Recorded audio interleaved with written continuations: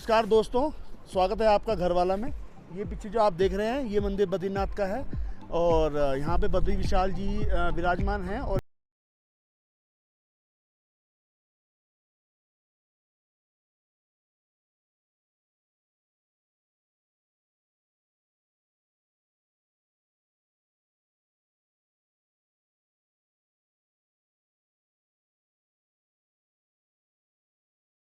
आपको इस वीडियो में पूरा बताऊंगा। उन सब के आपको मैं नंबर भी दूंगा, आप चाहो तो उनसे लेके उनसे आप वो भी हायर कर सकते हो। चलिए यात्रा शुरू करते हैं बद्रीनाथ जी की।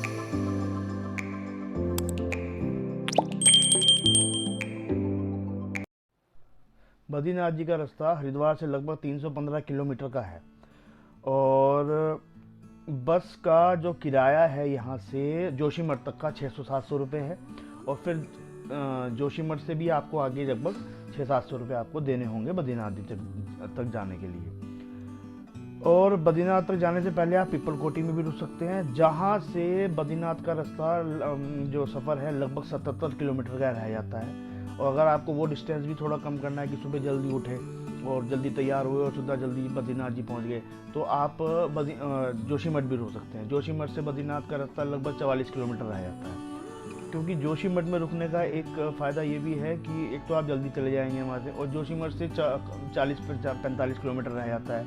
लेकिन जोशीमठ से बद्रीनाथ तक का जो रास्ता है बीच बीच में लगभग 10 से 12 किलोमीटर का ख़राब है। एक साथ नहीं ख़राब है, कहीं 1 किलोमीटर का ख़राब है, कहीं पे 200-400-500 मीटर का ख़राब है। ऐसे करके रास्ते में आपको काफ़ी सारी अड़चनें आएंगी वहाँ तक पहुँचने में। लेकिन सभी लोग हेल्पफुल होते हैं वहाँ पे। अगर आप कहीं दिक्कत आ रही है, गाड़ी में कोई दिक्कत आ रही है, परेशानी है, तो सब लोग साथ वाले होते हैं, वो निकाल देते हैं।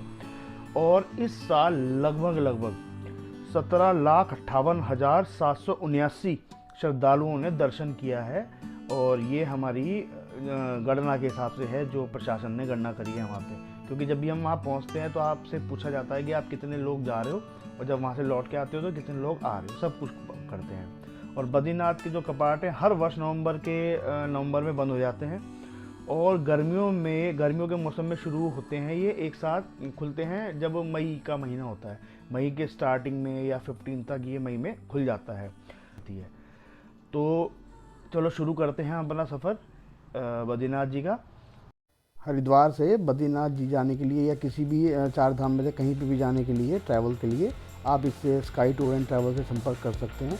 यहाँ पे हर तरह की गाड़ी, बस, हर चीज़ की सुविधा है। और यहाँ पे रॉयल एनफील्ड, एक्सेस और एक्टिवा भी मिल जाता है। आप इसमें ड्राइविंग लाइसेंस और अपना आधार कार्ड देकर आप इनको हायर कर सकते हैं पर डे के हिसाब से। हम 4 दोस्त निकले थे बद्रीनाथ जी की यात्रा के लिए। हमने पहले ही डिसाइड कर लिया था कि हम नाश्ता भारी करेंगे। और हम लोग ऋषिकेश से थोड़ी ऊपर 82 में रुके थे नाश्ते के लिए। और ये मेरा दोस्त है मनु भारद्वाज। बर्गर खा रहे हैं और बड़ा और ये आनंद की अनुभूति हो रही ये है। भाई साहब शुगर के थोड़े से वो हैं तो चाय भले ही फीकी है, लेकिन बर्गर में आलू जरूर खाऊंगा मैं।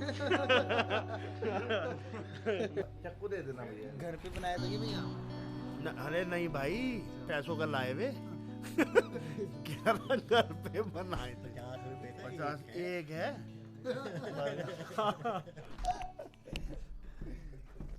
उत्तराखंड में जहाँ भी नदियाँ मिलती हैं उनके संगम को एक प्रयाग का नाम दे दिया जाता है।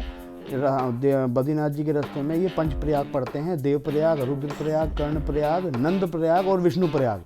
ये है देवप्रयाग।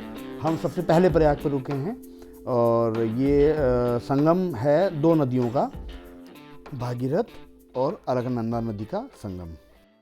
ये है मेरे दोस्त मिस्टर शोभित, ये बताएंगे कि ये क्या है। इस समय हम लोग हैं देवप्रयाग में। यहाँ पे एक तरफ से भागीरथी आती है, एक तरफ से अलकनंदा आती है, जो मिलके संगम बनाती है और वो कहलाती है महागंगा। जो खलखल करती हुई आ रही है वो है अलकनंदा जी, और जो शांत आ रही हैं वो है भागीरथी जी। अब देवप्रयाग के बाद हम लोग जा रहे हैं, हम लोग रास्ते में रुकेंगे धारी देवी मंदिर, जिनको उत्तराखंड की संरक्षण की देवी भी कहा जाता है। ऐसा माना जाता है जून 2013 में जो केदारनाथ जी में आपदा आई थी इन्हीं के क्रोध के कारण आई थी, क्योंकि तत्कालीन सरकार ने इनको अपने स्थान से हटाकर दूसरी जगह स्थानांतरित करने के लिए किसी परियोजना के तहत एक प्लान बनाया था। ये है धारी देवी मंदिर। हरिद्वार से लगभग 140 किलोमीटर दूरी पे और श्रीनगर के 6 किलोमीटर बाद। दोस्तों, हम आए हैं धारी देवी मंदिर, जो हरिद्वार से लगभग 140 किलोमीटर दूर स्थित है और बद्रीनाथ के रास्ते में पड़ता है। और पौराणिक मान्यताओं के अनुसार इसके लिए कुछ अवधारणाएं हैं जो हमारे मिस्टर मन्नू भारद्वाज हैं, ये बताएंगे आपको कि क्या है। हाँ मन्नू जी।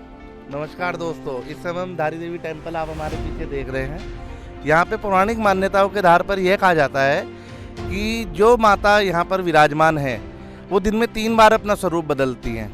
एक बार बालिका का स्वरूप, एक बार युवा का स्वरूप और एक बार बूढ़ी का स्वरूप।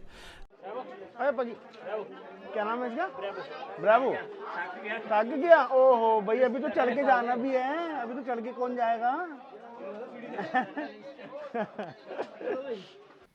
अब यहाँ से हमने अपना सफ़र शुरू किया और क्योंकि 3-4 घंटे लगेंगे अब हमारे को जोशीमठ पहुँचने में, तो अब हम अपना स्टे करेंगे जोशीमठ में ही और अब हम वहीं रुकेंगे और उसके बाद फिर कल हम सुबह बद्रीनाथ जी के लिए यात्रा शुरू करेंगे, जहाँ से लगभग 40-45 किलोमीटर रह जाते हैं बद्रीनाथ जी।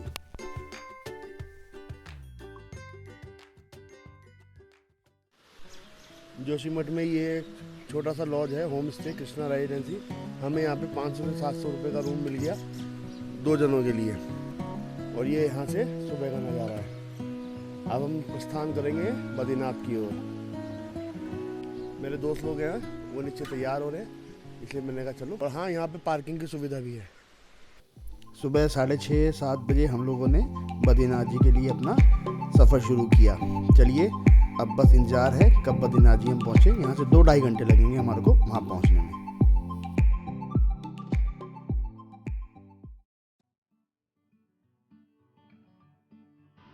ये हम लोग पहुँच गए हैं बद्रीनाथ जी और यहाँ पे बहुत ही अच्छा मौसम है। ये बद्रीनाथ जी के धाम तक जाने से पहले बीच में बाज़ार पड़ता है। यहाँ पे पैदल पैदल आपको जाना पड़ता है, यहाँ पे कोई गाड़ी वाड़ी नहीं जाती। और सामने ये पुल एक आएगा, उसे क्रॉस करके फिर हम वहाँ पहुँचेंगे बद्रीनाथ धाम। ये देखिए सामने दिख रहा है बद्रीनाथ जी। यहाँ पर ये पूरी मार्केट है, यहाँ पे सब सामान मिलता है, कपड़े। वैसे तो यहाँ की बहुत सारी पौराणिक कथाएं हैं बद्रीनाथ जी की, लेकिन उनमें से एक जो मुझे सबसे अच्छी और प्रभावित लगती है वो ये है कि भगवान विष्णु ध्यान योग करने के लिए जगह जगह ढूंढते फिर रहे थे। उनको ये स्थान इतना अच्छा लगा, बहुत सुंदर लगा, लेकिन वहाँ पे उन्होंने देखा माता पार्वती और शिव जी को एक घर में। उस घर में वो घुस गए बच्चे का स्वरूप धारण करके और रोने लगे। माता पार्वती ने उनको बहुत मनाने की कोशिश करी कि मान जाओ, क्यों रो रहे हो इतना। शिव जी को भी कहा कि देखो ये बच्चा पता नहीं क्यों रो रहा है। तो अब उस बच्चे ने माता के सामने यह मांग लिया कि मुझे ध्यान योग करने के लिए ये जगह चाहिए। तो माता पार्वती ने उनकी मनोकामना पूर्ण करने के लिए यह स्थान उनको दे दिया और स्वयं शिव जी के साथ वो केदारनाथ जी चली गई। ये यहाँ की एक कथा है बद्रीनाथ जी की। अब हम पहुँच गए हैं गर्म कुंड, जहाँ पर भगवान विष्णु ने तप किया था। यहाँ पर गर्म पानी का एक कुंड है जहाँ स्नान करके शारीरिक संबंधी सभी प्रकार के चर्म रोगों से मुक्ति मिलती है, ऐसा कहा जाता है। इसलिए हम यहीं पर नहाए दर्शन से पहले।